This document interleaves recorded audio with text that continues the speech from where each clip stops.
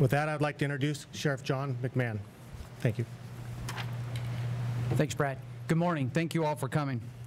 I would like to introduce and thank Larry McCallum, the Mayor of the City of Highland, Penny Lilburn, Mayor Pro Tem, Jody Scott, and John Timmer, council members from the City of Highland. Thank you for your support in this investigation. Since March 2014, Specialized Investigations Division began to see an increase in murders and attempted murders, including carjackings throughout the cities of San Bernardino and Highland. Here with us today is the father of Michael Martinez, who was killed in August of this year in Highland. Michael Martinez Sr. and his wife Michelle. Thank you both for coming today. During the initial investigation, it was found that rival gang violence between the Blood and the Crip gangs was occurring in the County of San Bernardino. We found that because of the intimidation factor achieved by these violent street gangs, witnesses and victims were reluctant to provide any information. In an attempt to combat this violence, an investigative team was formed. This team consisted of investigators from the Specialized Investigation Division, the SED, Specialized Criminal Investigations, San Bernardino County Highland Station, the San Bernardino Police Department, San Bernardino County Probation, California Highway Patrol, and the Federal Bureau of Investigation. This effort was absolutely necessary. Gang violence and violent crime does not respect jurisdictional boundaries, so law enforcement must work together to rid the streets of these gang members who are reigning terror in our neighborhoods. There were a number of victims involved that were not affiliated with gangs and had no gang ties. A 4-year-old boy and a 2-month-old baby were innocent victims of this violence. Investigators identified key suspects and targeted them using a variety of methods and resources over the past several months. On December 5th, a special operation involving all the above-mentioned agencies was conducted. A total of 33 arrests have been made, and the investigation is ongoing. Numerous crimes involving violence were solved during this operation. Of the 33 arrests, 3 of those were for murder, 29 counts of attempted murder, 16 counts of conspiracy or solicitation to commit murder, and 2 counts of accessory to commit murder. A total of 8 subjects were arrested for probation violations. 5 were adults and 3 were juveniles. Many robberies, carjackings, and drive-by shootings were solved. 30 firearms were recovered, which included an AK-47, Glock handguns, a Tech-22, and numerous high-capacity magazines. In addition, a variety of narcotics were taken off the streets as well.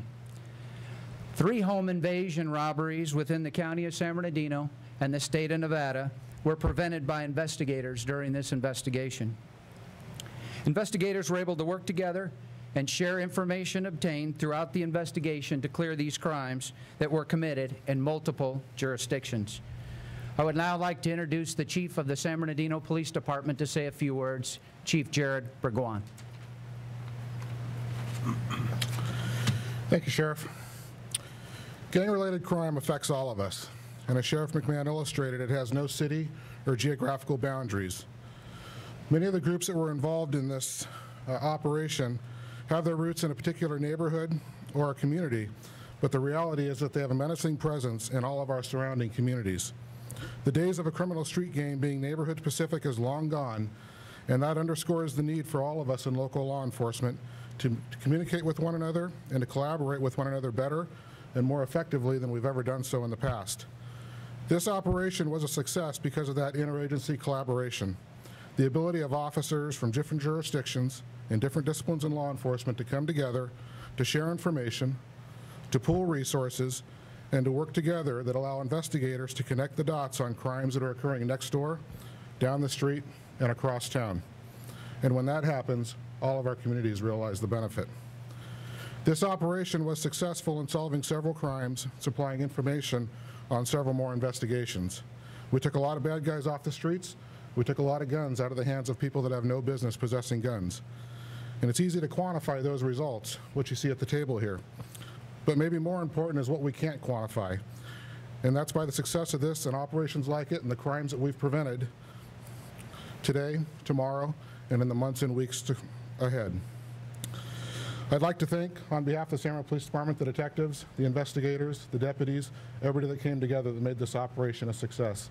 I think that, that it's that example of working together that really, truly made this important. So thank you very much. Thank you, Chief. I'd now like to introduce the District Attorney of San Bernardino County, Mike Ramos. Thank you, Sheriff, and thank you, Chief. The District Attorney's Office has recently filed multiple charges regarding this investigation, including multiple charges of murder, attempted murder, carjacking, solicitation for murder, and many other serious and violent felonies. Along with that, most importantly, is gang allegations that go along with those charges. Those gang allegations will increase the sentencing for these gang members that are committing crimes in our communities, our local communities. Years ago, I told you, I declared, and we declared, and the men and women behind me, a war on gangs.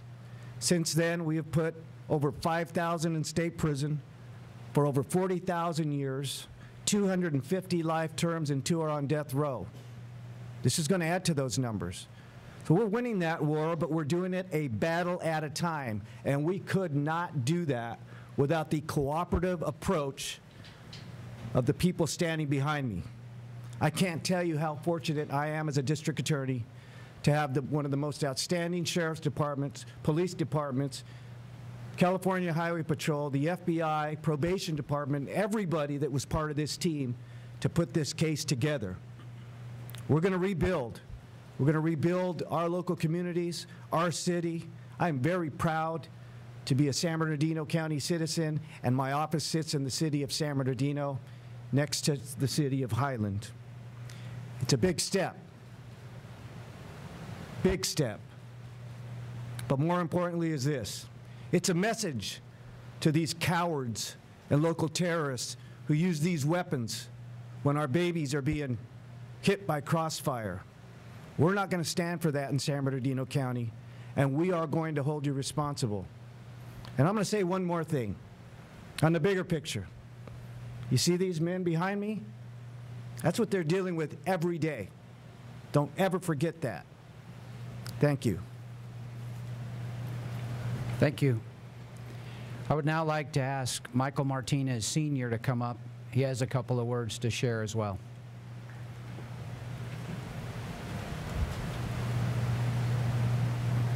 Thank you, Sheriff. Thank you, guys. I didn't know if I could do this, but in reality, my son, Michael Andrew Martinez, would expect his father to show up and show out.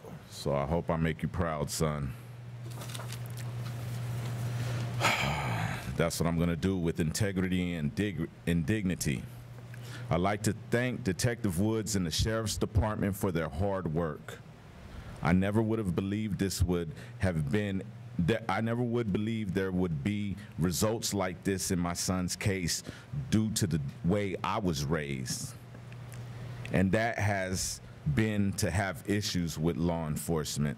But today I'm thankful for law enforcement. I'm thankful for the results. Michael was a good kid who didn't deserve what happened to him. Nobody does, like the 4-year-old and the 2-year-old. They don't deserve that. Nobody deserves that. But I'm not just gonna harp on that. No, I believe the Lord Jesus has allowed this to happen to bring real change in San Bernardino and Highland, in California. I can't speak for the United States, but I can speak for Highland, San Bernardino, and California. This happened. My pastor also lost his son on these streets, Angel Cortez, and he was like a nephew to me. I believe their passings will not be in vain because I serve a mighty God who will bring change. I know that San Bernardino has issues, and that can be used as an excuse for resources that we need to be sent to this city, but to be slowed down or not given at all. But my Bible says, if my people who are called by my name would humble themselves and pray, then I will hear from heaven and heal their land. So right now, in the name of Jesus, I call for him to heal our land, heal San Bernardino. Yes, there's a battle going on. Give these men strength, courage to do their job. And just, I'm thankful for the job they've been doing. I call on the neighboring churches in San Bernardino to pray to the Lord for healing. I call on the President of the United States to help us financially, help these men financially fight their battle. I call for programs to be given to this city. I'm living proof that programs work. When Michael was 1 year old, I enrolled into a program called SHOE. It was in Colton, it was aimed at helping out young Latinos and Latinas.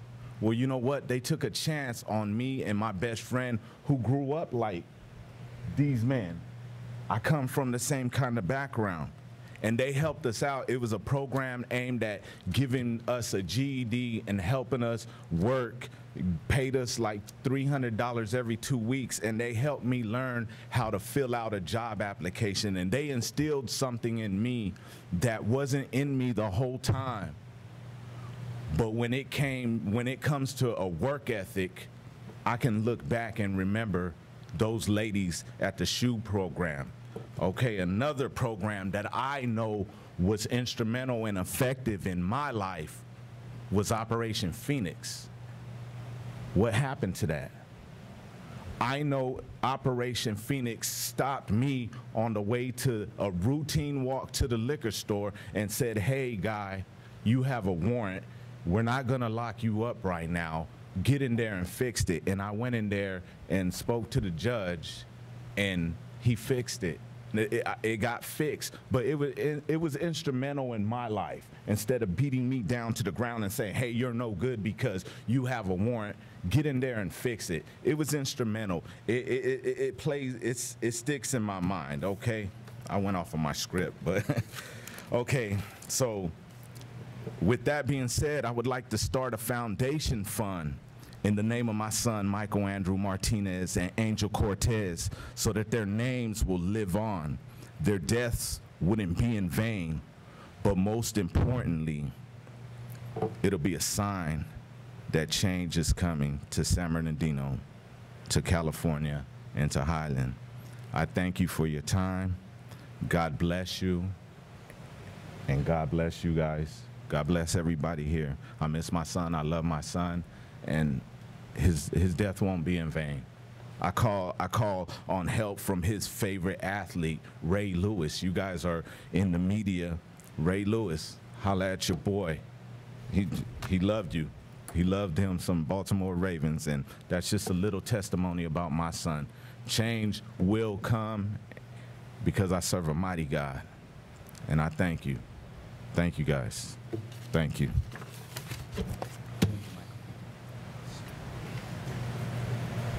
The war on gangs continues in our county, and working together with all the law enforcement agencies and the fine men to my right and to my left is how we solve these crimes and put the crooks in jail.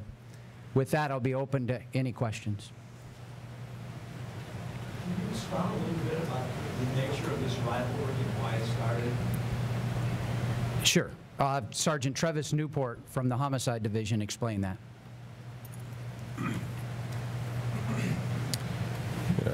Sergeant Travis Newport, Sheriff's Homicide, San Bernardino County. This is a rivalry that's obviously gone for many years. It's the Blood and Crip gangs. We've seen it all throughout California. We've seen it in many other states. It just so happens that, you know, in particular areas, we don't know why, but the rivalries become more and more fierce.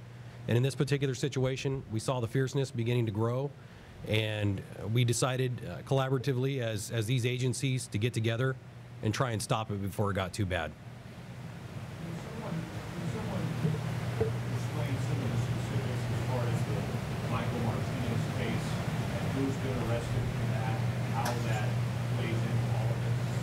Yes, Michael Martinez was 19 years old.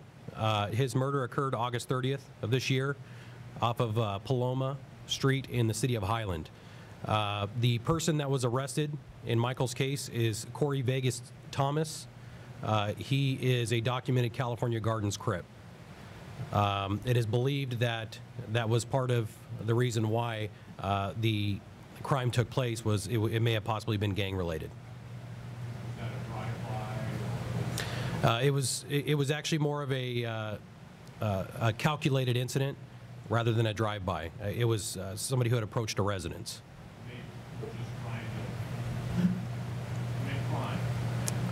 That's correct. That's correct. You've got on the bulletin board there also West Side Bernardino. That's not a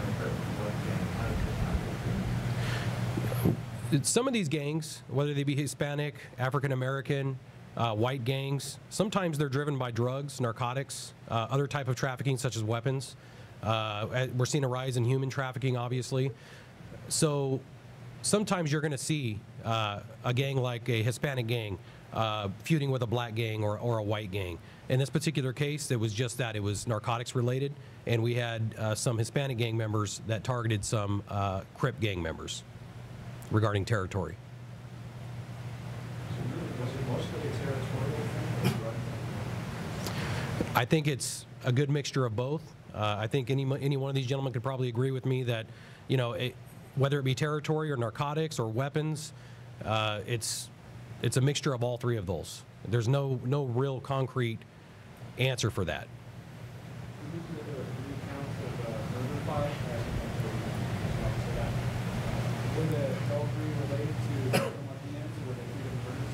No, we have two separate murders. One murder was in the city of San Bernardino. One murder was on Paloma and Highland, and out of those 3 counts of murder had been filed. It was in the city of San Bernardino. You know what, I'm going to hand that over to Officer Plummer with the San Bernardino Police Department and let him comment about that case. Officer Jonathan Plummer, San Bernardino Police Department, Gang Division. The second homicide was in the city of San Bernardino in the 2900 block of Loma Street, where we had a juvenile who was killed.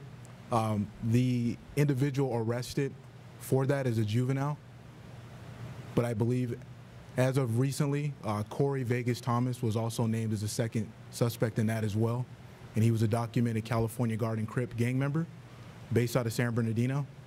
And the juvenile is also a California Gardens Crip gang member as well.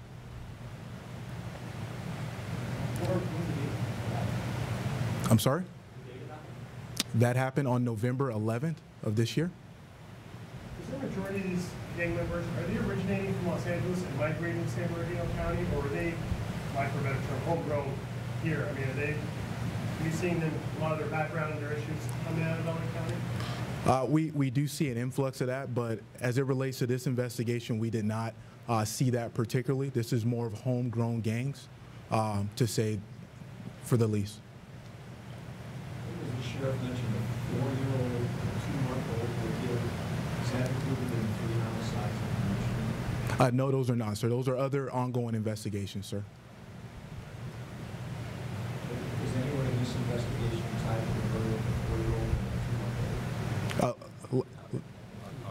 Okay. Sergeant Newport, clear that up. Okay, the 4-year-old and the younger infant were not killed as a result of these incidents. They were shot and they were struck by crossfire during some of these incidents, or stray bullets, I guess you would say. Yes, we do have 2 people in custody on one of them. However, the San Bernardino case is one that is still open, and they are still investigating the San Bernardino City case. In fact, the 4-year-old, we have a suspect ID'd in that case. However, we can't really discuss the facts of that case right now because it's still ongoing.